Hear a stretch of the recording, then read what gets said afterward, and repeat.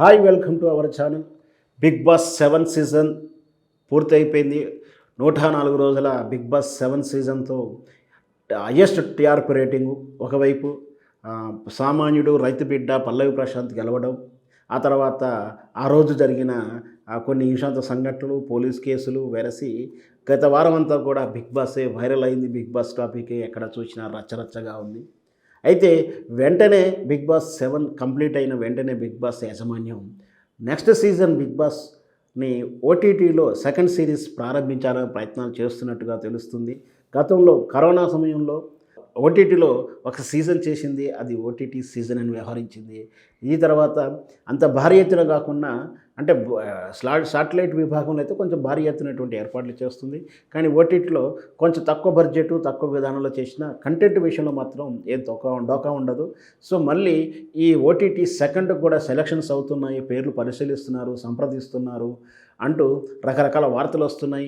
దాంట్లో వీళ్ళు సెలెక్ట్ అయిపోయారు, వీళ్ళని సంప్రదిస్తున్నారు అంటూ కూడా ఒక లిస్టు బయట వైరల్ అవుతుంది. ఆ లిస్ట్ ఏంటో ఒకసారి మనం పరిశీలిద్దాం.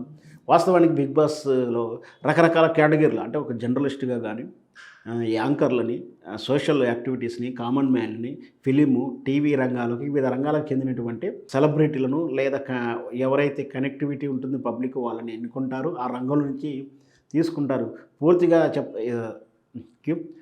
పూర్తిగా స్పష్టంగా సింపుల్గా చెప్పాలంటే ఆయా విభాగాలలో ఎవరైతే సోషల్ మీడియా ద్వారా వైరల్ అయి ఉంటారో, పాపులారిటీ సంపాదించి ఉంటారో, అంటే యూట్యూబ్ ద్వారా కానీ, ఓటీటీ కానీ షార్ట్ ఫిల్మ్స్ ద్వారా కానీ రకరకాల సెక్టర్లో కొంచెం ఫేమస్ అయినా బాగా ఫేమస్ అయినటువంటి వాళ్ళని వీళ్ళు పార్టిసిపేట్స్గా తీసుకుంటారు. ఎందుకంటే ఆల్రెడీ పెద్ద స్టార్లను తీసుకుంటే బడ్జెట్ ప్రాబ్లం, అసలు లేని వాళ్ళని తీసుకుంటే ప్రేక్షకులు కనెక్టివిటీ దొరకడం కష్టం. కాబట్టి ఇట్లా యావరేజ్ సోషల్ ప్లాట్ఫామ్లలో కొంచెం వైరల్గా ఉన్న వాళ్ళైతే మినిమం బడ్జెట్లో వస్తారనుకుంటారేమో, మ్యాక్సిమం ఇట్లాంటి వాళ్ళని సెలెక్ట్ చేస్తుంటారు.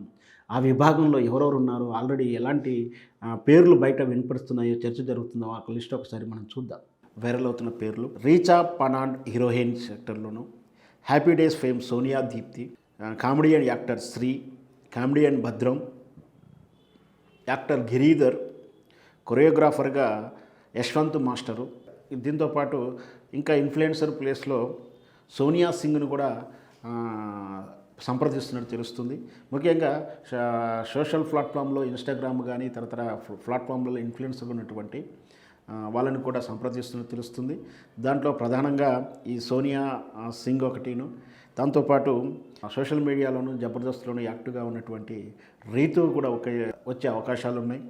దాంతోపాటు కుర్చీ మడత పెడతా అనే డైలాగ్ తోటి ఫేమస్ అయిన బాబాయిని కూడా పిలిచే అవకాశాలు ఉన్నాయి తెలుస్తుంది. Super hit singer fame Swathi, తర్వాత కపుల్ ఎంట్రీలో సింగర్ కృష్ణ అండ్ చైతన్య మృదులాని పిలిచే అవకాశాలు ఉన్నాయి.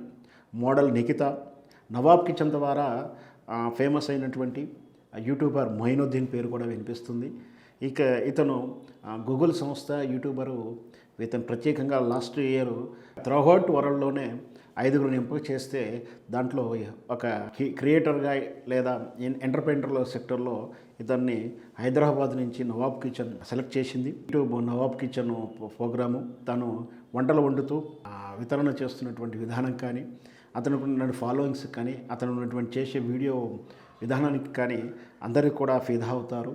అలాంటి నవాబ్ కిచెన్ మొయిన్ కూడా సెలెక్ట్ చేసుకునే అవకాశాలు కనిపిస్తున్నాయి. తర్వాత air hostess, social media influencer అయిన ప్రణీత, యాంకర్ శివ, దాంతోపాటు బిగ్ బాస్ రివ్యూస్ ఇస్తున్నటువంటి సెక్టర్లో ఇద్దరిని పేర్లు వినిపిస్తున్నాయి. అది 65 శ్రీనివాస్, తర్వాత పరిటాల మూర్తి, ఇద్దరు పేర్లు కూడా వినిపిస్తుంది. మనం ఇంతకుముందుగా చెప్పుకున్నాం మంగ్లీ సిస్టర్ ఇంద్రావతిని కూడా కన్సల్ట్ అవుతున్న కూడా తెలుస్తుంది. మొత్తం మీద బిగ్ బాస్ ఓటీటీ సెకండ్ సిరీస్కు ఇతరతలలో సోషల్ మీడియాలో ఫేమస్ అయిన వాళ్ళని దాంట్లో పార్టిసిపేట్గా సెలెక్ట్ చేసే అవకాశాలు ఉన్నాయి. ఫైనల్ లిస్ట్ మాత్రం ఇది కాదు, ఇది కేవలం అంచనా వేసినటువంటి లిస్ట్ మాత్రమే. ఇవి మరి బిగ్ బాస్ యజమాని ఎవరిని సెలెక్ట్ చేస్తుందో, చివరికి ఎవరిని ఎంపిక చేసి ఫైనల్ లిస్టులో పంపిస్తుందో వేచి చూద్దాం.